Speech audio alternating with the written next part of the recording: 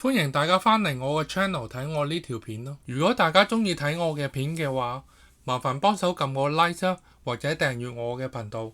多謝大家各位。呢條片主要同大家分享一個壞消息。日本人氣貓 YouTuber Maru 因急病喺9月6號逝世，終年18歲。咁琴晚睇 YouTube 嗰陣時咧，就推咗條片俾我睇啦，就關於 Maru 嘅。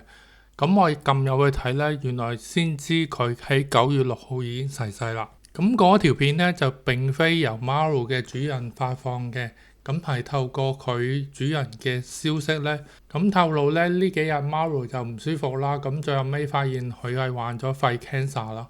咁發現咗患肺 cancer 之後幾日呢，就已經去世啦。咁 Maru 呢個日文名嘅意思呢，就係圓形咁解啦。咁其實都切合佢嘅身形嘅。咁 Maru 係一隻蘇格蘭折耳貓啦，咁出生於2007年5月24號啦。咁 Maru 喺 YouTube 嘅點擊率呢，就累積超過2億次啦。咁平均一條片都有80萬 view 嘅。咁 Maru 得個健力士世界紀錄啦。咁佢嘅獎項呢，就話佢喺 YouTube 呢，就獲得最多點擊嘅動物。咁 Maru 嘅主人呢，就另外養咗一隻貓叫 Hannah 啦，另外一隻貓叫 Minnie 啦。咁我平時睇開 YouTube 咧，都有睇呢個 I am Maru 呢個 channel 咯。咁 Maru 主人主要拍攝佢3隻貓喺屋內同埋屋外嘅活動啦，加上一啲英文嘅字幕。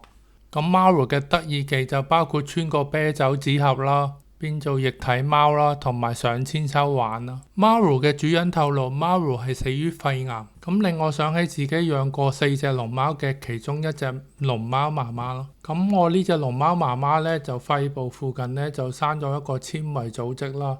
咁我發覺佢突然間個呼吸唔暢順，咁我帶佢睇獸醫啦。